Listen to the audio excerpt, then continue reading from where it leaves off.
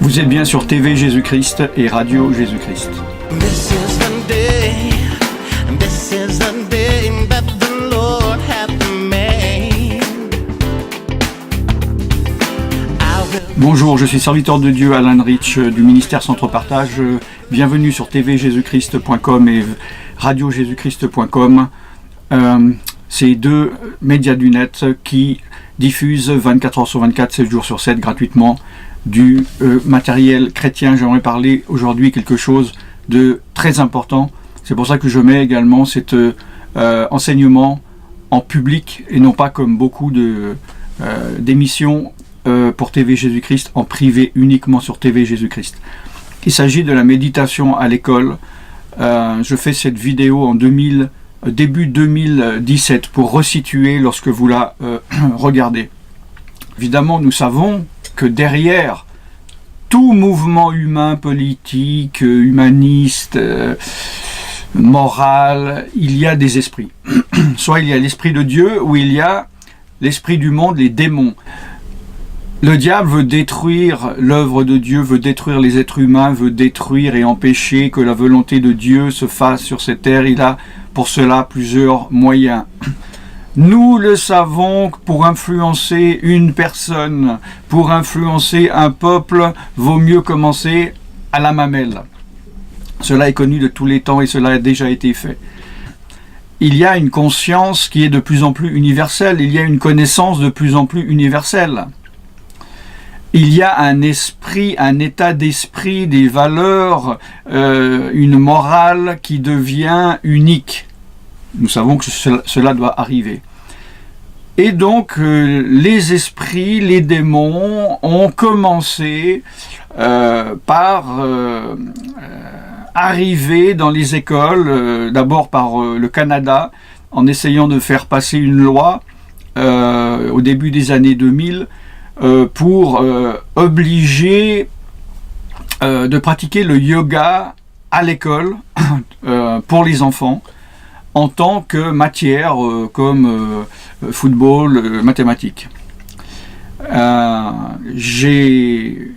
Vous pouvez voir d'ailleurs, je faisais partie des personnes qui témoignaient dans les DVD de mise en garde qui était fait par des choses sérieuses au niveau scientifique. Vous pouvez voir d'ailleurs, vous pouvez les chercher si cela vous intéresse sur internet, sur danger du yoga. Toutes les pratiques orientalistes, du mysticisme oriental, pour moi sont complètement incompatibles avec la foi chrétienne.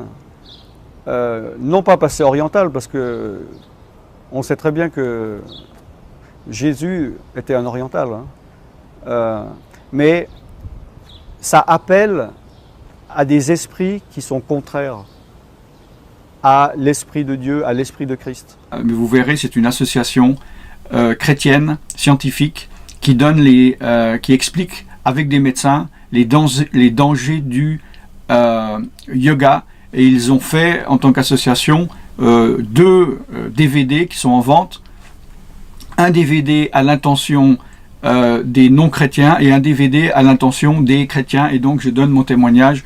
Nous avons fait ça, je crois, en Canada en 2009 ou 2010, je ne sais.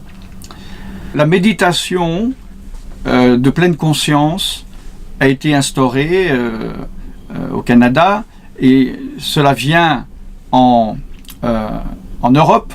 Il y a cela a essayé d'être imposé en France. Il y a des écoles qui le font en tant qu'expérimentation.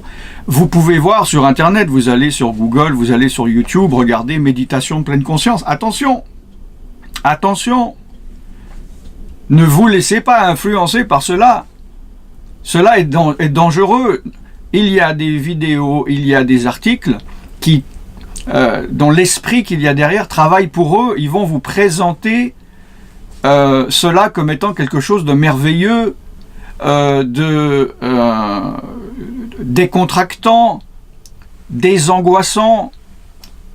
Il y a des médecins, je vais vous passer d'ailleurs certains extraits pour vous faire comprendre. Bonjour, Bonjour, vous êtes psychologue, spécialiste de la pleine conscience, donc on vient de voir l'exemple du Canada. Alors vous écrivez que la pleine conscience fleurit en Europe. Quels sont les pays qui sont précurseurs dans ce domaine? Alors en Europe, il y a beaucoup les Pays-Bas, puisqu'il y a eu énormément d'initiatives aux Pays-Bas et beaucoup d'écoles qui ont adhéré à ces pratiques, qui sont des pratiques accessibles à tous, qui sont des pratiques laïques, qui sont des pratiques contemporaines et qui sont des pratiques d'une incroyable efficacité. Un peu l'Angleterre, un peu la Suisse, un peu la Belgique et petit à petit en France. Alors, décrivez-nous un exercice de pleine conscience. C'est quoi, précisément? Alors, parce qu'on parle de pleine conscience, de méditation, il y a une terminologie un peu différente. Oui, mais tout ça, c'est la même chose. C'est la traduction de mindfulness qui veut dire la pleine attention, en fait, c'est-à-dire la pleine attention, la pleine présence, la pleine conscience du moment présent. Donc, l'idée, c'est de ramener son attention sur qu'est-ce que je suis en train de vivre et de ressentir juste maintenant, juste là, parce qu'on est très vite dans sa tête à faire des hypothèses sur ce qui va se passer après, à ruminer sur ce qui s'est passé avant, et on apprend aux enfants à se sentir ancrés dans le moment présent, être attentifs par exemple à leur respiration, à sentir leur respiration, à sentir le va-et-vient du souffle dans leur corps, à sentir simplement des exercices tout simples. Avant un contrôle à l'école, on voit les enfants simplement sentir les mains posées sur la table. Là, vous pourriez le faire, sentir complètement qu'est-ce que je ressens dans ma main, la différence de chaleur de la peau. Froid, hein, la table. Oui, mais là, vous voyez tout de suite, quand vous dites c'est un peu froid, vous mettez du cognitif, vous mettez du mental, c'est-à-dire vous mettez de l'analyse. Et là, on voit à quel point on est dans des automatismes et que tout de suite, on analyse. Le projet, l'invitation de la pleine conscience, c'est de revenir aux sensations. C'est-à-dire, OK, vous avez dit c'est un peu froid, et bien vous revenez. Qu'est-ce que je ça ressens? change quoi concrètement? Alors concrètement, par rapport à l'apprentissage ou par rapport au comportement de l'enfant? Alors ça change énormément par rapport aux apprentissages parce que ça rend les enfants beaucoup plus disponibles pour les apprentissages. C'est-à-dire ça libère de l'espace dans le cerveau. Et c'est pas juste un truc psychologique. C'est-à-dire que ce que l'on sait et qui est très validé aujourd'hui par les études et par les neurosciences, c'est que ça fait baisser le taux de cortisol, qui est l'hormone du stress. Et quand vous avez du cortisol dans le cerveau, ça brouille. C'est-à-dire que vous avez une image brouillée. Vous pouvez plus ni entendre, ni comprendre, ni mémoriser. Donc ces exercices-là font baisser le taux de cortisol, augmentent la sécrétion d'ocytocine, qui est l'hormone de l'apaisement et du bien-être. Et à ce moment-là, ça ouvre un espace où les apprentissages vont pouvoir venir se poser, se mémoriser et donner aux enfants cette possibilité d'être attentifs. On se plaint tellement de la concentration de nos enfants qui sont des multizappeurs parce qu'on vit dans ce monde-là. C'est notre monde, on ne va pas le critiquer, c'est comme ça. Mais c'est important d'apprendre à nos enfants d'être concentrés et attentifs parce qu'on sait que c'est un prédicteur essentiel de la réussite scolaire, mais de la réussite dans la vie, c'est-à-dire du plein plaisir de vivre. Donc ça apporte un outil d'apaisement, mais aussi au niveau des relations entre les enfants, c'est incroyable comme ça permet de Vous dites aussi modifier. que ça élargit la dimension du cœur, que ce soit dans le cadre de l'altruisme, la générosité. Oui, mais simplement de la bienveillance, c'est-à-dire bienveillance, c'est bénévolence, c'est vouloir du bien pour les autres, mais se vouloir du bien à soi-même, se faire du bien, être beaucoup plus ouvert à ce que sont les autres, à la présence des autres. Ça améliore dans la cour de récréation la fluidité dans les relations, ça apaise considérablement la violence. Et puis pour les profs, ça leur change la vie à eux aussi. Parce qu'ils se retrouvent avec des classes disponibles, calmes, ouvertes, sympas.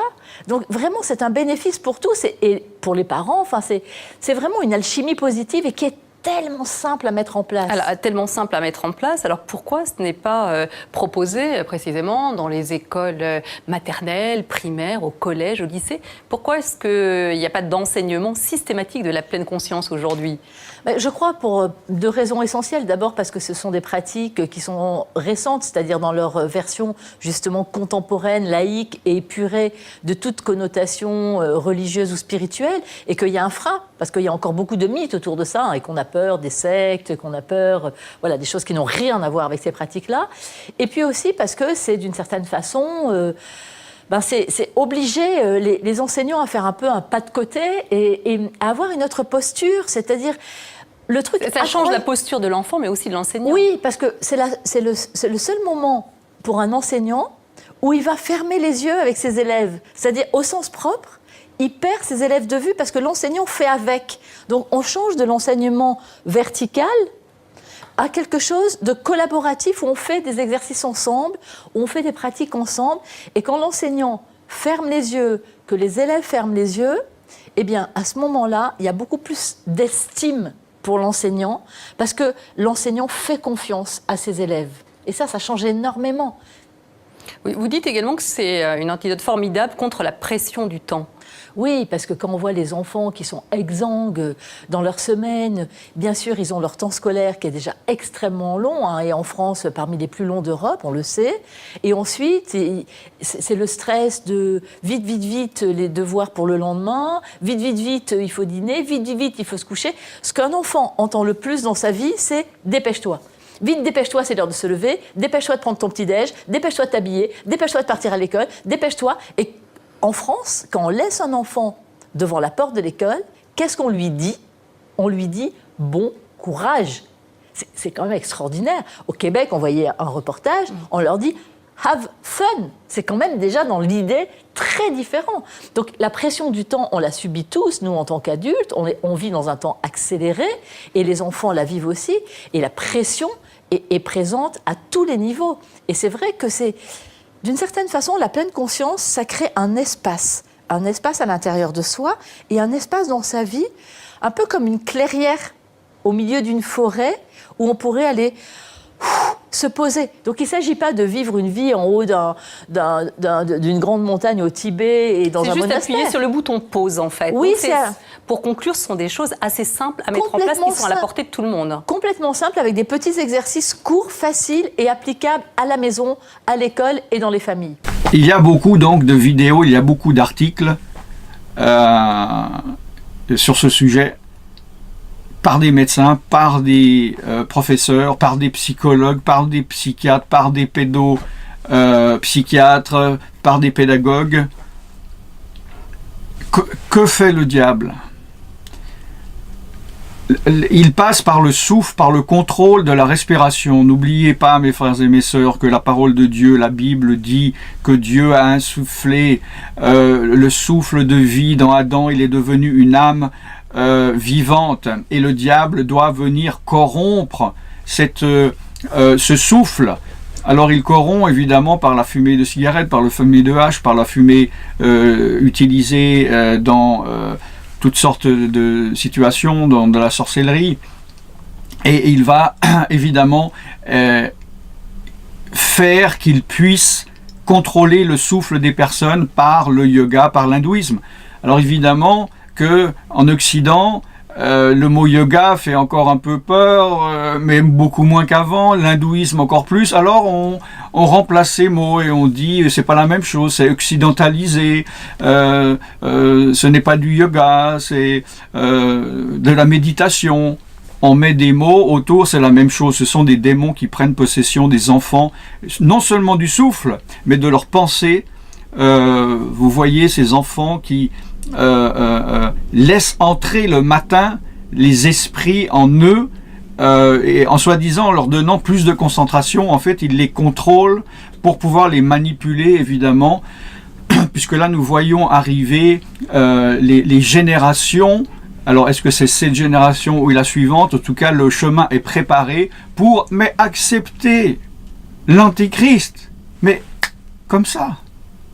Ils sont préparés déjà maintenant, vous maintenant qui avez entre 18 et 120 ans, chrétiens, si vous êtes pas complètement guidé par l'Esprit de Dieu, vous êtes déjà influencé par l'Esprit du monde. J'ai déjà fait des messages prophétiques sur le sujet, vous pouvez voir ça sur centre-partage.com à la page prophétie, et vous acceptez déjà des choses. Si maintenant on vous dit, il y a dans l'école, ils font de la méditation, cela est obligatoire, est une matière obligatoire. Est-ce que vous allez oser dire non, je suis chrétien, je vais retirer mon enfant je vais me sacrifier pour payer des études privées? Ou est-ce que vous allez dire, bon, ben, c'est pas grave, j'ai pas les moyens, j'aime Jésus, mais dans mon cœur, il le sait, mais j'ai pas le choix, donc Dieu ne m'en veut pas, je vais laisser l'enfant, le faire rentrer tous les démons le matin, je prierai le soir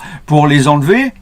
Vous êtes déjà sous cette influence et vous êtes déjà un très bon candidat pour la marque de la bête, pour l'esprit de l'Antichrist.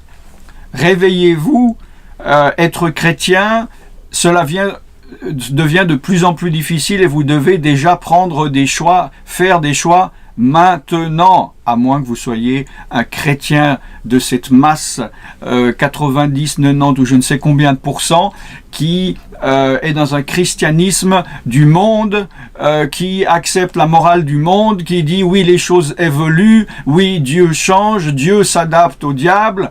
Alors dans ce cas-là, mais allez-y, le chemin est grand ouvert, le chemin est large, allez-y. Mais si vous voulez suivre Christ, le chemin est étroit et il est difficile et vous allez être persécuté et c'est déjà maintenant, vous devez prendre conscience de cela. Je fais cette émission et les émissions que je fais pour en sauver, s'il est possible, quelques-uns parmi les chrétiens qui ne se rendent pas compte du danger dans lequel ils sont. Voilà pour ce message, je ne veux pas faire trop court car je sais très bien que la plupart des chrétiens ne supportent plus de longs discours. Voilà, pour les sérieux, vous pouvez venir sur tvjesuschrist.com et radiojesuschrist.com 24 heures sur 24, 7 jours sur 7, où il y a encore des messages profonds, longs, dont vous avez besoin d'ailleurs, mon peuple périt par manque de connaissances, ainsi que sur TV Jésus-Christ et Radio Jésus-Christ, les émissions en direct que je fais régulièrement, qui ont commencé en début janvier 2017. Ne manquez pas cela. Je suis serviteur de Dieu, Alan Rich, et je vous bénis au nom puissant de Jésus-Christ de Nazareth. Shalom.